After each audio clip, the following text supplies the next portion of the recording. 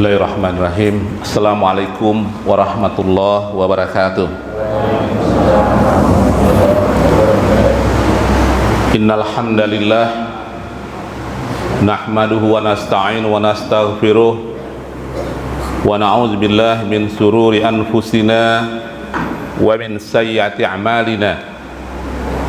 May yahdihillahu fala mudhillalah wa may yudlil fala hadiyalah. Asyhadu an la ilaha illallah wa asyhadu anna Muhammadan abduhu wa rasuluh. Allahumma shalli wa sallim wa barik ala Muhammadin wa ala alihi wa ashabihi ajma'in. Qala Allah ta'ala fil Qur'anil Karim, a'udzu billahi minasy syaithanir rajim. Bismillahirrahmanirrahim. Ya ayyuhalladzina amanu rka'u wasjudu wa'budu rabbakum waf'alul khaira la'allakum tuflihun. Amma ba'd. Bapak ibu-ibu rahimakumullah, alhamdulillah kita sama memanjatkan puji syukur kehadirat Allah Subhanahu wa taala. Pada subuh hari ini kita dipertemukan dalam majelis yang insyaallah majelis yang dimuliakan oleh Allah Subhanahu wa taala. Kami sangat berbangga sekali pada subuh hari ini dapat hadir di Masjid Al-Falah ini bersama teman-teman senior-senior kami, malah ada guru kami sendiri yang terhormat Bapak Haji Rusdi Tahir. Jadi kami ini Pak Bu memang dari lahir sampai sekarang tinggalnya di lingkungan sini juga. Pak Haji Rusdi Tahir ini guru kami dulu di SD, dulu namanya SD Cino. Alhamdulillah, inilah artinya wujud daripada ukhuwah kita. Mudah-mudahan pertemuan kita, silaturahmi kita dan majelis kita ini dirahmati oleh Allah Subhanahu wa taala. Baik Bapak Ibu rahimakumullah. Berapa hari yang lalu kami ditanya apa temanya kajian subuh kita pada hari ini. Karena tidak sempat pikir, ya sudah tawakal baik itu. Artinya apa? Berserah diri baiklah, apalah temanya nanti. Bapak Ibu rahimakumullah, saat ini kita sedang menghadapi satu musibah bencana, apa yang dikenal dengan COVID-19. Kenapa dinamakan COVID-19? Karena munculnya pada tahun 2019, tepatnya bulan Desember, dan berasal dari salah satu provinsi di Republik Rakyat Tiongkok, yaitu di Provinsi Wuhan. Itu asalnya, menyebar ke seluruh dunia, dan sudah jutaan orang yang terdampak virus ini di seluruh dunia. Dampaknya bukan hanya dari sisi kesehatan, tapi cukup meluas, baik dari segi ekonominya, dari segi pendidikannya, dan banyak yang lainnya. Nah, kita tidak usah bahas, artinya ngapun yang muncul dari sana, ngapun yang itu tidak usah bahas. Itu adalah bencana, musibah bagi kita. Nah, yang jadi permasalahan saat ini Bapak Ibu adalah ketika menghadapi musibah bencana yang sudah sebesar itu, sangat sedikit sekali, jarang sekali kita mendengar, baik itu dari ulama, baik itu dari pemimpin-pemimpin kita, baik itu dari mubaligh dari mana-mana, untuk mengajak mengembalikan semuanya ini kepada Allah. Mengembalikan semua ini kepada Allah. Itu yang namanya tawakal.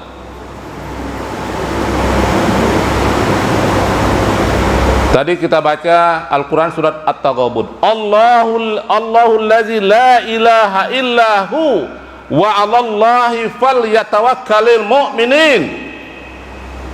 Dialah Allah, tiada Tuhan selain Dia, maka bertawakallah orang-orang yang beriman.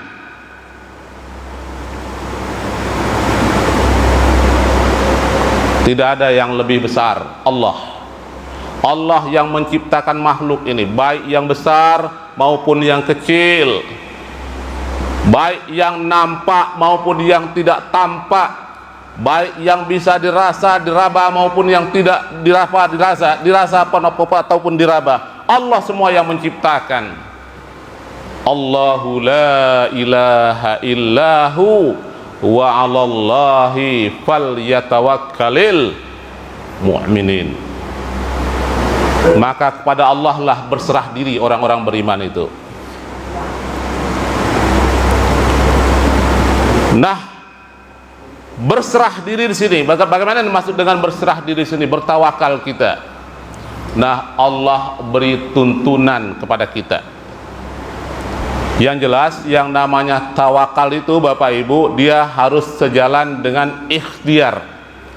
Tawakal itu harus sejalan dengan ikhtiar. Dan tawakal itu adalah amalan hati, bukan amalan fisik. Nah, itu dulu kita jelaskan. Tawakal itu amalan hati, bukan amalan fisik. Jangan sampai salah kaprah, dibalik. Tawakal itu amalan fisik, bukan amalan hati. Apa akibatnya? Akibatnya apa? Duduk-duduk di masjid atau di rumah, ngapa udah ke pasar? Tawakal baik kita. Nah, itu namanya tawakal amalan fisik. Tawakal itu amalan hati. Tawakal itu ada di hati, bukan ada di mulut, bukan sebutan, bukan ucapan, adanya di hati. Sama dengan ikhlas. Ikhlas itu di hati Pak Bu, bukan di ucapan. Kalau ada orang yang ngenjuk sesuatu terus dia ngomong aku ikhlas, itu tidak ikhlas. Urusan ikhlas itu antara kita dengan Allah, bukan dengan manusia. Kita tidak minta penilaian manusia. Ikhlaskah kita? Tidakkah kita? Tidak minta penilaian manusia. Cukup Allah yang menilai bahwa kita itu ikhlas. Begitupun tawakal. Berserah dirikah kita kepada Allah atau belum berserah diri kita pada Allah? Cukup Allah yang akan memahami hati kita itu. Nah, itu dulu, tawakal itu amalan hati, bukan amalan fisik. Jangan dibalik. Ketika orang tidur-tidur di rumah ngomong bertawakal, tidak benar itu. Malas berusaha, malas bekerja, terus dia ngomong tawakal, itu tidak betul. Tawakal itu di hati. Nah, Bapak Ibu rahimakumullah, apa sikap kita di dalam menghadapi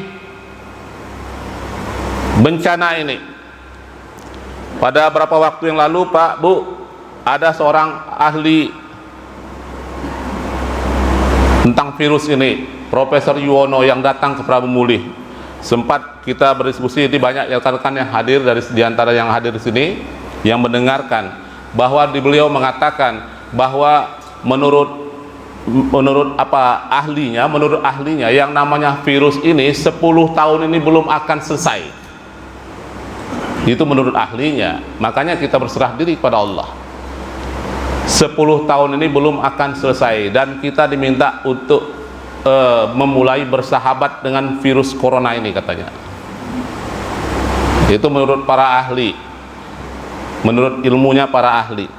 Nah, bagaimana sikap kita menghadapi bencana seperti ini? Allah sudah mengajarkan kepada kita dalam Al-Quran surat At-Taubah, surat yang ke-9 ayat yang ke-51. Ayat ini berkenaan dengan perang Uhud, tapi bisa kita masukkan ke dalam korelasi, artinya kondisi saat ini. A'udzubillahi minasyaitonirrajim. Bismillahirrahmanirrahim.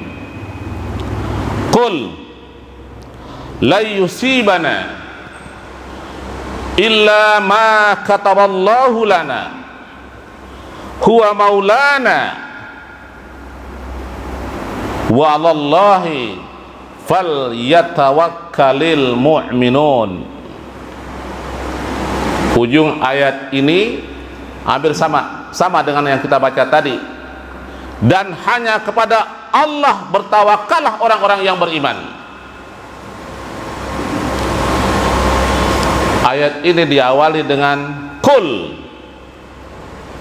perintah dari Allah kepada Rasulullah SAW Muhammad. Kul, katakan hai Muhammad, la yusibana illa ma kataballahu lana, tidak akan menimpa kami melainkan apa yang telah ditetapkan oleh kami.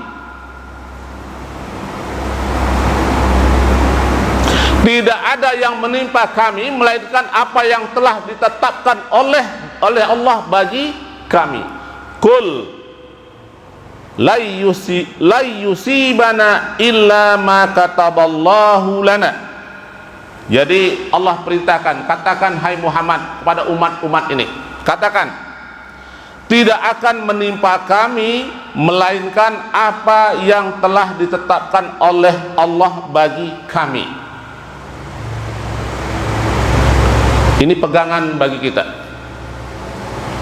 Kul, katakan, tidak akan menimpa kami melainkan apa yang telah ditetapkan oleh Allah bagi kami. Artinya ketika kita terpapar, umpamanya terpapar oleh virus ini ataupun yang lain-lainnya, ataupun mengalami sakit, mengalami apapun, ucapan kita itulah kul la yusibana illa ma kataballahu lana, tidak akan menimpa kami melainkan apa yang telah ditetapkan Allah bagi kami. Itu memang sudah ketetapan Allah. Apa yang menimpa kita itu memang sudah ketetapan Allah. Lanjutan ayat, huwa maulana, dialah Allah pelindung kami. Huwa maulana, dialah Allah pelindung kami. Wa 'alallahi falyatawakkalil mu'minun, dan maka kepada Allah bertawakallah orang-orang yang beriman. Nah, dari ayat ini Bapak Ibu rahimahumullah, artinya ketika kita mengalami sesuatu apapun itu bentuknya, maka itulah Allah tidak menetapkan, Allah tidak akan menimpakan sesuatu itu kecuali memang sudah ditetapkan oleh Allah. Huwa maulana, dialah Allah pelindung, dialah Allah pelindung kami. Nah, ini yang tawakal. Bisa tak dalam hati kita itu muncul ucapan seperti ini? Muncul ucapan seperti ini, la yusibana illa ma kataballahu lana, tidak akan menimpa kami melainkan apa yang ditetapkan Allah bagi kami. Huwa maulana, dialah Allah pelindung kami.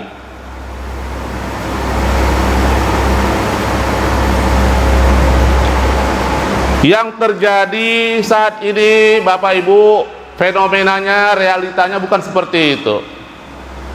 Apa yang terjadi di tengah-tengah masyarakat itu adanya ketakutan yang berlebihan. Ya, ketakutan yang berlebihan. Sehingga apa? Sehingga nak salaman baik, inilah mending lah galak salaman. Kalau kemarin katanya galak salaman, model salaman pun sudah berlain sekarang. Pakai apa namanya ini? Pakai kepala ini. Salaman. Ada yang begini, saking khawatirnya, saking takutnya. Padahal menurut ahlinya, penularannya itu bukan melalui sentuhan, akan tetapi melalui, nah seperti kami ngomong nih, cairan nyebar kemana-mana ini. Melalui cairan, apa namanya, disilahkan droplet ya, ya, apa namanya itu, cairan mulut itu penyebarannya. Makanya kita disuruh pakai masker. Subuh kemarin kami di Masjid Darussalam Pertamina, kami sampaikan juga hal ini sedikit. Kami katakan, karena apa? Ketika kami sampai subuh kemarin itu, sholat subuhnya Pak, Bu, jaraknya 1 meter, safnya 1 meter. Kami kemarin kuliah subuh di situ, jadi kami lihat pas subuhnya jarak safnya 1 meter. Jadi kami sentil sedikit. Itu masjid perusahaan, memang tidak ada wewenangnya pengurus masjid. Cuma kami sentil, kami katakan kami datang ke masjid ini tadi melewati pasar, karena rumah kita di tengah sini. Dan ketika melewati pasar ke subuh, melewati pasar tadi, kita mengalami macet. Memang macet Pak, Bu. Mobil itu berlapis-lapis antara pembeli dan penjual. Jadi agak melambat, terus macet sampai hampir di Masjid An-Nuqobah, lewat sedikit itu. Nah, sampai di masjid ini, waduh, leganian kata kami, sholatnya baik jarak semeter, dan kata macetnya. Padahal uang di pasar tadi, kami katakan orang di pasar tadi berjejal antara penjual dan pembeli. Ada bayi yang belum mandi, yang jelas tidak sholat subuh, yang jelas tidak berwudu, tapi mereka berkerumun rapat. Kita di masjid ini sudah mandi, sudah berwudu, tapi jarang. Nah, terserah mereka akan memahami seperti apa.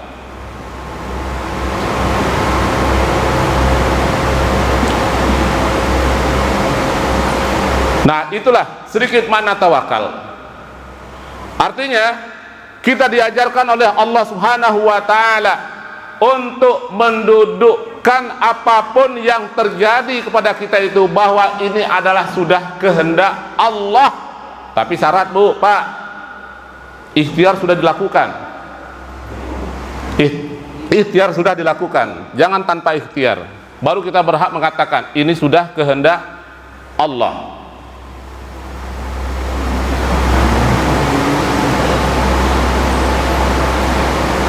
Ada umpamanya orang tawakal ini beda, Pak, Bu. Orang bertawakal ini hidupnya, nanti kajiannya agak luas ini, nanti kita kaji, tapi ini dipotong sedikit.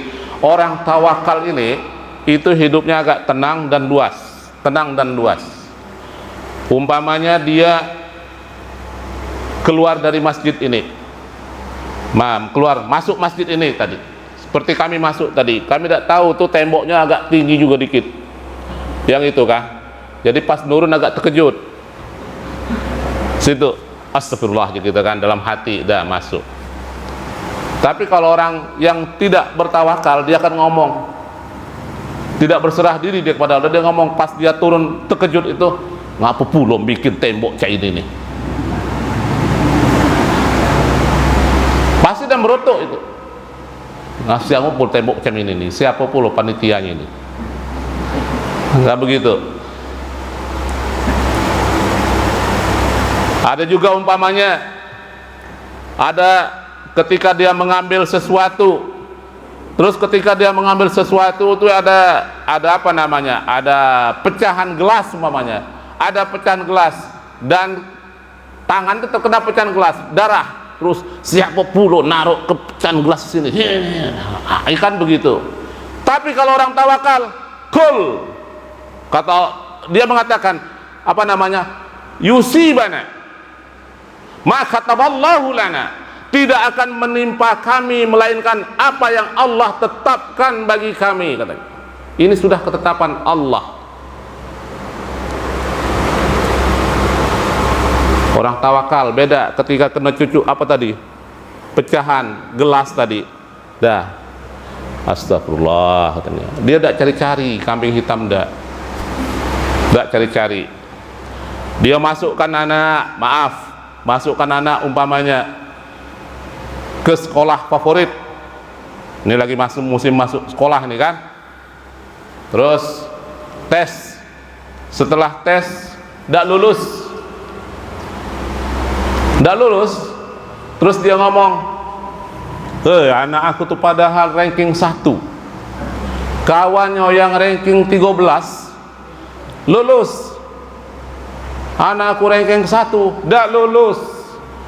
Inilah nasib kalau udah katik dikingan.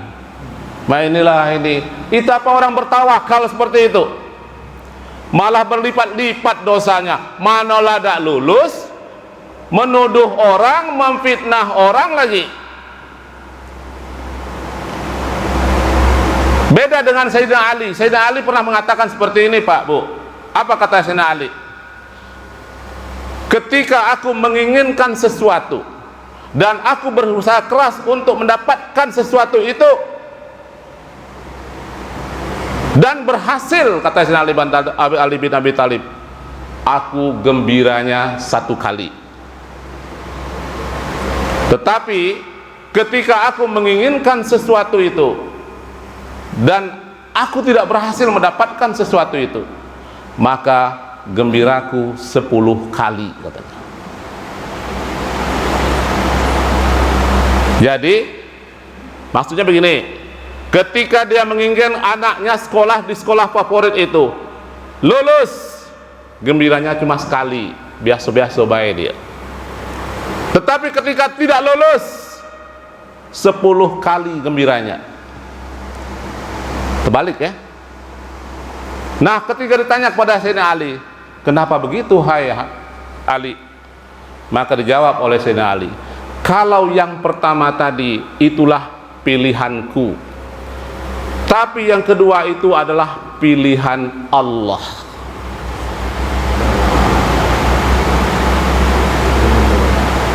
Ketika dia lulus memang pilihannya, kehendaknya, tapi ketika dia gagal, dia menganggap itu adalah pilihan Allah. Nah, kenapa dia bergembira 10 kali? Karena dia bergembira dengan pilihan Allah, bukan gembira dengan pilihan dia, keinginan dia. Nah, itu orang bertawakal.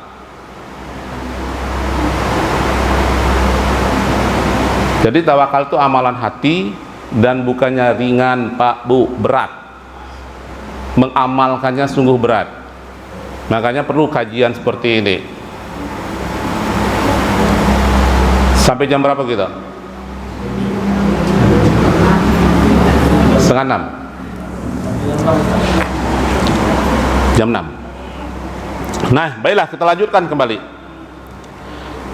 Nah, sekarang Bapak Ibu rahimakumullah,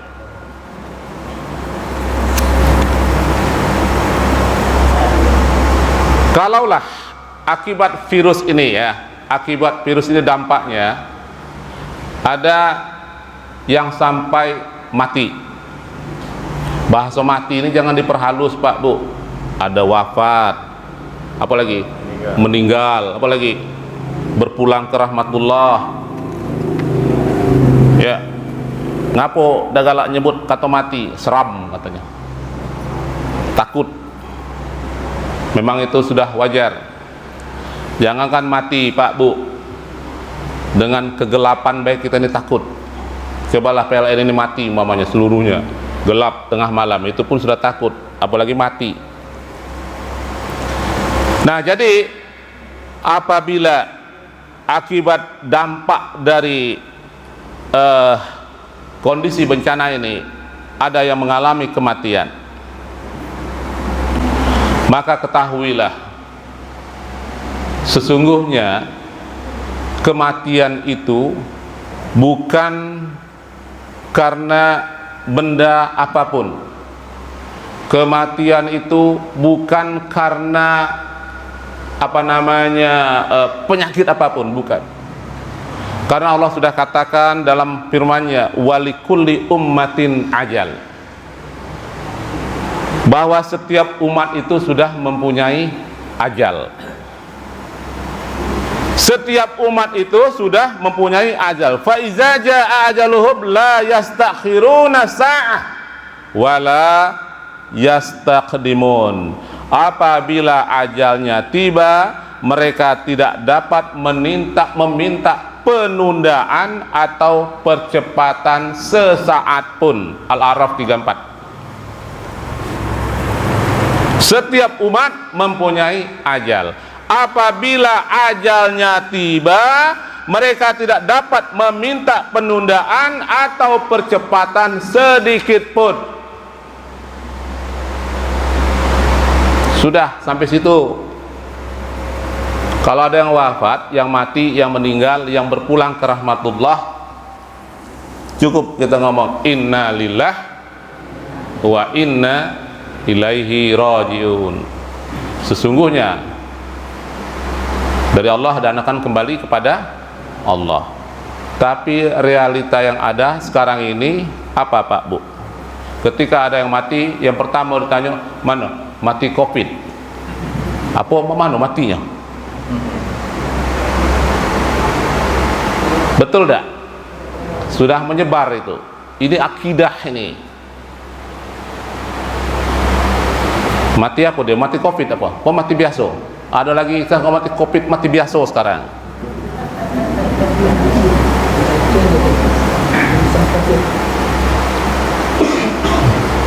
Nah, pegang ayat ini. Walikulli ummatin ajal, bahwa setiap umat itu ada ajalnya, ada batas hidupnya. Itu sebab memang malaikat pencabut nyawa itu, malaikat Israel itu minta carikan kepada Allah sebab, Bu. Karenanya makanya sampai kiamat nanti tidak akan ada manusia ini yang menyalahkan malaikat Israel kalau dia mati. Kalau dia mati tidak. Allah kekejamnya malaikat itu, Allah kesadisnya malaikat, tidak ada yang menyalahkan. Karena apa? Dicarikan sebabnya. Dia minta kepada Allah, ya Allah carikan sebabnya. Kenapa? Dilihatnya umpamanya ada orang sedang duduk-duduk santai, lagi baca Quran, lagi sujud umpamanya, sholat sujud. Karena sudah tiba ajalnya, Allah perintahkan untuk mencabut nyawanya. Malaikat kan kasihan juga, sudah kalah dulu sholatnya, apa kan begitu? Apalagi makan, sudah kalah makannya tidak. Makanya malaikat ngomong, ya Allah carikan sebabnya dulu, biar aku cabut nyawanya. Kaget aku disalahkannya, mau tidak cari sebabnya. Tahu-tahu dicari sebabnya. Apa sebabnya? Ketulangan umpamanya, lagi makan, ketulangan. Terus sudah ketulangan itu mati. Terus apa kata umat? Si ada wafat. Oh iya ya, apa? Ketulangan, mati ketulangan. Nah, yang malaikat tadi selamat, dekati. Ya, selamat malaikat, dekati yang nyalahkan malaikat itu. Nah, ini kembali lagi akidah ya. Kita luruskan. Jadi kalau ada yang wafat, yang meninggal, jangan lagi ada ucapan, Pak, Bu, mati apa? Mati COVID, apa mati biasa? Inna lillah wa inna ilaihi rajiun. Ketika kita mengucapkan itu, sungguhnya dari Allah akan kembali kepada Allah, kita ingat pada diri kita, kita pun nanti akan seperti itu. Karena apa? Walikulli ummatin ajal. Setiap umat itu ada ajalnya, ada batas hidupnya. Belum ada umat ini yang abadi hidupnya. Nah, kita kaji hal seperti ini untuk menghadapi realitas sekarang. Yang buat sedih itu yang ngomong itu ya umat Islam itu sendiri yang ngomong itu. Selanjutnya, bagaimana akan untuk memperkuat artinya tawakal kita itu? Artinya memperkuat, memperteguh dan menebalkan rasa tawakal kita di dalam hati itu. Itu seperti ayat yang kita baca tadi, surat At-Taghabun itu, ma asaba mim musibatin illa biiznillah. At-Taghabun ayat yang keberapa itu? 11 atau 13. Ma asaba mim musibatin illa biiznillah. Tidak akan menimpa musibah pada seorang itu kecuali atas izin Allah. Sudah titik. Tidak akan ditimpa musibah seseorang. Allah sudah kehendak Allah, izin Allah. Ya. Ma asaba mim musibatin illa biiznillah. Tidak akan menimpa musibah pada seorang itu melainkan atas izin Allah. Titik. Apapun yang terjadi itu kita kembalikan kepada Allah.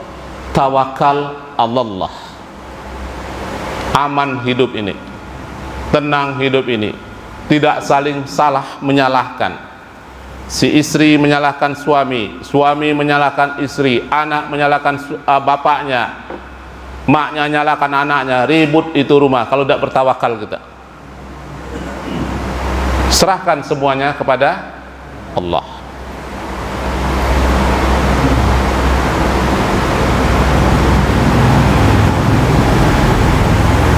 Dan pada Al-Quran surat Al-Anbiya ayat yang ke-35 pun Allah berfirman, kullun nafsin dha'iqatul maut wa nabluukum bisyarri wal khairi fitnah wa ilaina turja'un. Setiap yang bernyawa akan merasakan mati. Kullu nafsun dha'iqatul maut. Setiap yang bernyawa akan merasakan mati. Ayat ini seluruhnya hafal. Kita hafal. Setiap yang bernyawa akan merasakan mati. Nah, lanjutan ayat ini penunjang kita untuk bertawakal. Apa lanjutan ayat ini? Wa nabluukum bisyarri wal khairi fitnah wa ilaina turja'un. Kami akan menguji kamu dengan keburukan dan kebaikan sebagai cobaan. Allah akan menguji kita dengan keburukan dan kebaikan sebagai cobaan. Wa ilaina turja'un, dan hanya kepada kamilah kamu akan kembali. Jadi yang namanya ujian itu bukan hanya bukan hanya keburukan, kebaikan pun ujian. Setiap yang bernyawa akan merasakan mati. Kami akan menguji kamu dengan keburukan dan kebaikan sebagai cobaan. Keburukan, cobaan kita dah paham. Bisa kita kadang-kadang mendapatkan keburukan, mendapatkan musibah, mendapatkan kesulitan, mendapatkan apapun, kita dalam hati ngomong, ini cobaan. Tapi jarang sekali orang mengatakan ketika mendapatkan kebaikan itu cobaan. Jarang sekali kita mendengar orang mengatakan ketika dia mendapatkan kebaikan, cobaan. Padahal Allah katakan, kami akan menguji kamu dengan keburukan dan kebaikan sebagai cobaan.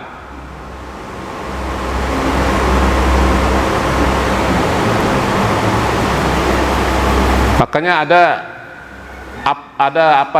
ada satu dialog.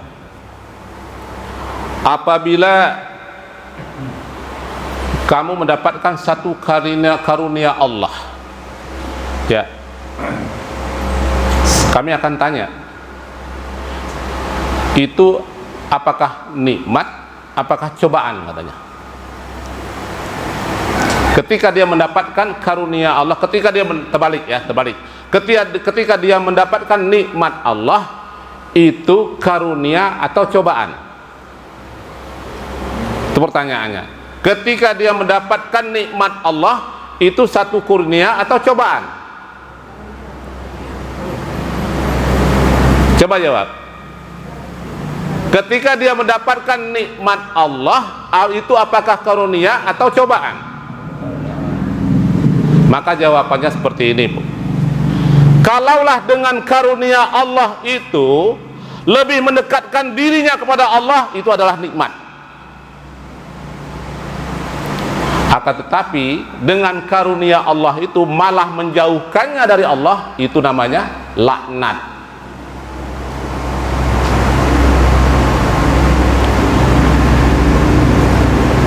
Dulu ketika dia tidak punya apa-apa, maksud tidak punya apa-apa, ya sekedarnya hidup sekedar sederhana, rajin ke masjid, subuh ke masjid, maghrib ke masjid, isya ke masjid, sering berjamaah. Sekarang lah naik jabatan, tidak lagi ke masjid. Itu nikmat atau cobaan? Itu makanya keburukan dan kebaikan itu cobaan. Ketika dia mendapatkan nikmat dari Allah Subhanahu wa taala, karunia dari Allah Subhanahu wa taala, dengan nikmat itu malah mendekatkan dirinya kepada Allah, itu baru nikmat. Tapi ketika karunia itu malah menjauhkan dia dari Allah, itu namanya laknat. Itu baru cobaan. Kita ini coba bukan dengan kesulitan saja, bukan dengan keburukan, Pak Bu, juga dengan kebaikan. Nah, disitulah sifat tawakal itu harus kita tanamkan dalam hati kita. Allahu la ilaha illahu wa 'alallahi falyatawakkalil mu'minun. Allah tiada Tuhan selain Dia. Hanya kepadanya lah orang-orang beriman itu bertawakal. Apa maksudnya? Berserah diri. Mungkin cukup sampai di sini. Lebih dan kurang kami mohon maaf. Billahi taufik wal hidayah. Assalamualaikum warahmatullahi wabarakatuh.